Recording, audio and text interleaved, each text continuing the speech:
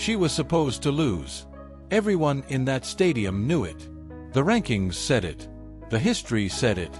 3 months earlier, Leylah Fernandez had taken her apart so cleanly it almost looked effortless. 6-1, 6-4, barely 2 hours, done. And now, under the lights in Washington, D.C., with a nation watching from 10,000 miles away, Alex Eala was about to walk back onto a tennis court and face the woman who had already proven she could break her. What do you do with that? Most players crumble under that kind of weight. Most players tighten up, play it safe, try not to embarrass themselves. But Alex isn't most players. And what happened on the night of July 29, 2026, at the William H.G. Fitzgerald Tennis Center wasn't just an upset. It was a reckoning. It was a statement. And it was the moment an entire country stopped breathing. To understand what was at stake, you have to go back to Stuttgart. April 2026. Indoor clay. Fernandez in the kind of form that makes top 30 players feel like they don't belong on the same court. Alex stepped in, fought hard, and still walked out on the wrong end of a scoreline that told the whole story. 6-1, 6-4. The Canadian's movement was too precise, her variety too overwhelming, her left-handed game too disorienting. Alex left Germany with a loss she couldn't shake and a lesson she refused to waste. Because here's what most people don't know about that match. It wasn't just a defeat. It was a blueprint. Alex studied every point, every pattern, every moment where Fernandez had taken the ball early and stolen time that belonged to her. She committed it to memory the way you commit something painful to memory, not to dwell on it, but to make sure it never happens the same way twice. On any given day against any opponent, she had said afterward, you have to be at your absolute best. Not an excuse. Not bitterness. Just the cold, clear understanding of someone who already knows what the next chapter looks like. By the time the DC Open arrived, Alex Eala was ranked world number 28. A career high.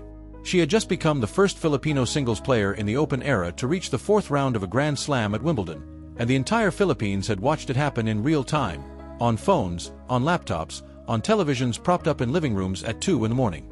She had become something bigger than a tennis player. She had become proof. And Washington felt it before the tournament even started. Tournament chairman Mark Ine revealed to the media that over the previous month, more than 80% of ticket inquiries were about one player. Not the defending champion. Not the top seeds. Alex Eala. Fans had traveled from New York, from Virginia, from Maryland. They had filled the stands with Philippine flags and noise and something that can only be described as love. Ine put it simply, she's become an icon in the Philippines, but worldwide. Having her here is honestly one of the really great things that's already happened this year.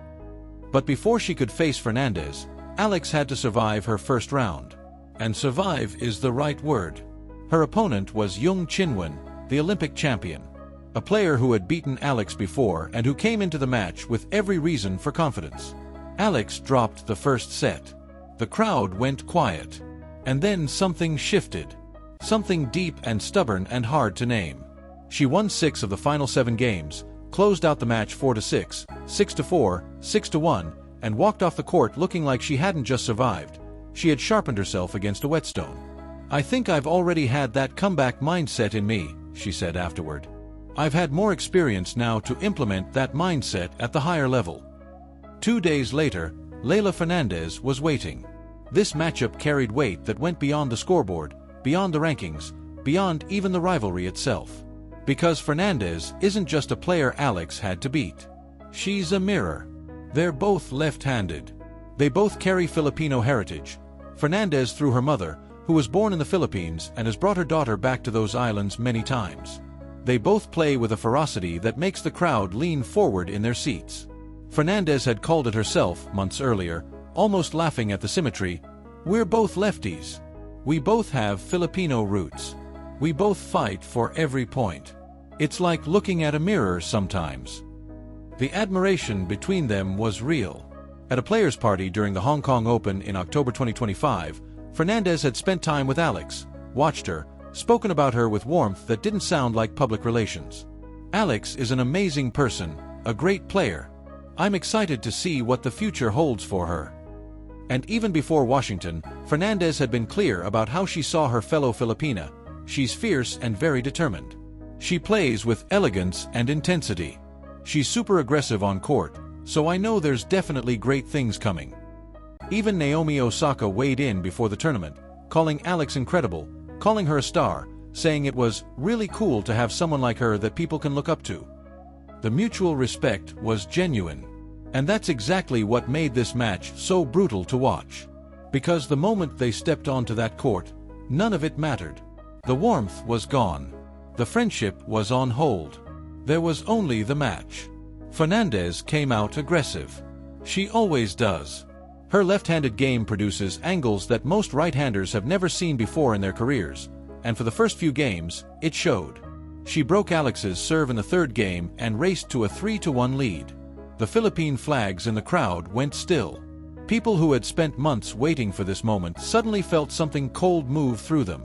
But Alex didn't flinch. She had been in this exact position 2 days earlier, down a set to an Olympic champion, looking at a scoreline that didn't favor her. She knew what panic felt like, and she knew she didn't have to let it in. She stayed low. She stayed patient. She read Fernandez's serve better than she had in Stuttgart, better than she had ever read it, and she waited for the one moment that changes everything. It came at 3-4 in the first set. Break point. Fernandez serving. The crowd holding its collective breath. And Alex hit a forehand winner that was so clean, so precisely placed, that the stadium erupted before the ball even bounced a second time. Philippine flags exploded upward. The noise was deafening. And Alex, on the very next game, broke Fernandez's serve to go ahead. She took the first set 6-4. What followed in the second set was something rarer than an upset. It was a dismantling. Alex's ground strokes had depth and pace that Fernandez simply couldn't neutralize. When the Canadian tried to change rhythm, Alex countered. When Fernandez looked for an angle, Alex was already there. The student from Stuttgart had done her homework. She won the second set 3-6. Wait, Fernandez fought back, taking it 6-3, because this story doesn't give you anything easy. And that's what made the third set feel like something out of a film. A deciding set. Defending champion across the net. 2 hours already behind them. And Alex Eala playing the best tennis of her life. She closed it out 6-2. 2 hours and 15 minutes total. The scoreline, 6-4, 3-6, 6-2. When the final point landed, the William H. G. Fitzgerald Tennis Center became something that sounded less like a tennis stadium and more like the moment a country found out it had won something it had been waiting decades to win. Flags waved. People cried.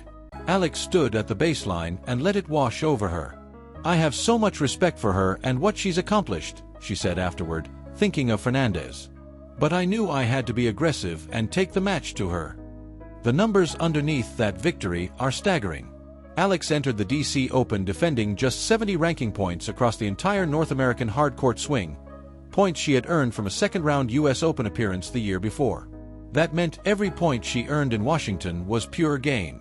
A quarterfinal finish would already eclipse everything she had earned last summer.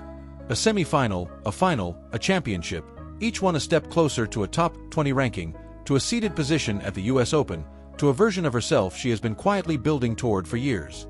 Only 163 points separated her from the world's top 25. But Alex doesn't think in those terms. She said it herself more than once, with a kind of calm that makes you realize she means it. "I cannot speak for how people perceive me before or after my Wimbledon run. I do know that I don't see myself any differently. I've experienced all the hard work that I've put in. I know who I am." She started on a basketball court in Quezon City. She left home at 13 to train at the Rafa Nadal Academy. She has carried the weight of a nation's hope since before most players her age knew what rankings even were. And on the night of July 29, 2026, she walked off a hard court in Washington, D.C., having beaten the defending champion in 3 sets, with a stadium full of people from across the world chanting her name, and the quarterfinals waiting on the other side. The Toronto Open is next. Then Cincinnati. Then the US Open in Flushing Meadows. The road is long and none of it is guaranteed. But something happened in Washington that is very hard to put back in a box. The girl with the ruffled socks and the light-up shoes grew up on a basketball court in the Philippines, and she just defeated a defending champion in front of the biggest crowd she has ever played in front of, and she did it by refusing, at every critical moment, at every break point, at every score that said she should be afraid, to believe that the story was already written. It wasn't. It never was. It's just getting started. There is a version of this story that ends in Stuttgart. That version is clean and simple and familiar. A talented young player from the Philippines runs into a more experienced opponent on a surface that doesn't suit her, loses in straight sets, and walks away having learned something useful for the future. A footnote. A data point. A loss filed under valuable experience, and quietly forgotten by everyone except the player herself. But that's not this story. Because Alex Eala doesn't file things quietly and move on. She carries them. Not the way some players carry losses, with bitterness, with self-doubt, with a kind of psychological weight that compresses their game, but the way a craftsperson carries a failed prototype. She looks at what broke. She looks at where the design was wrong. And she goes back to work. The Stuttgart defeat wasn't an ending. It was a schematic. And Washington was the proof of concept. What made the victory over Leylah Fernandez so significant wasn't just the scoreline, as commanding as that 6-4, 3-6, 6-2 final read. It was what happened inside the match, the micro-decisions, the tiny pivots that never show up in a box score but that every serious student of the game can see if they're watching closely enough. In Stuttgart, Fernandez had taken time away from Alex relentlessly. She had used her left-handed serve to pull Alex wide, then redirected to the open court before Alex could recover. It happened again and again. And Alex, 3 months younger and one critical lesson short of where she needed to be, couldn't solve it fast enough. In Washington, she solved it in the first set. She was reading the serve earlier, standing differently, taking the ball later on purpose in some rallies, drawing Fernandez into exchanges where the Canadian's variety became a liability rather than a weapon. She had studied the blueprint so thoroughly that she was able to rewrite her own game to counter it in real time, under pressure, with a packed stadium watching every point. That is not something that happens by accident. That is not something that happens without an extraordinary amount of work done in very quiet rooms, far from any crowd. And there was something else at play in Washington that night, something harder to quantify but impossible to ignore. The crowd. When tournament chairman Mark Ein said that more than 80% of ticket inquiries over the past month had been about Alex Eala specifically, he wasn't describing a fan base. He was describing a movement. Filipinos from across the East Coast, New York, Virginia, Maryland, and further, had made Washington, D.C. a pilgrimage site. They had come not just to watch a tennis match, but to witness something. To be present for a chapter of a story that their country has been waiting a very long time to tell. Tennis has not historically been a sport where the Philippines registers on the global stage. The big names, the Grand Slam champions, the household faces, they have come from Australia, from the United States, from Spain, from Switzerland, from Canada. Not from the Philippines. Not until now. Alex understands this weight and carries it without complaint, without pretense, without the kind of manufactured humility that reads as performance. When she speaks about what she represents, she sounds like someone who has genuinely sat with the responsibility and chosen to embrace it rather than be crushed by it. "I think we all just want to leave tennis better than we found it," she said earlier this year. That is a sentence that sounds simple until you consider who is saying it. A 20-year-old who left home at 13, who has spent most of her formative years in a training academy in Spain, who has built her game from near scratch in conditions designed to produce champions, and who has done all of it while knowing that an entire nation was watching, hoping, waiting. She won her first round in Washington against Yung Chinwen, the Olympic champion, by coming back from a set down and winning 6 of the final 7 games. She described the mindset required for that comeback with an economy of language that suggests she has lived inside it for a long time. In moments like that, small details can give you those opportunities to change the match. You want to go out of the court with the peace of mind that you gave it your all. Not a speech. Not a rallying cry. A quiet principle. The kind that holds up under pressure because it was built for pressure. And when Fernandez pushed back in the second set of their quarterfinal match, because Fernandez is a 2021 US Open finalist and she is not going to disappear quietly, not against anyone, not even in front of a stadium that has already decided who it belongs to, Alex didn't unravel. She didn't tighten. She absorbed the set, 3-6, and walked into the third with the same expression she had carried through the entire match. Focused. Present. Ready. That third set was the one that will be remembered.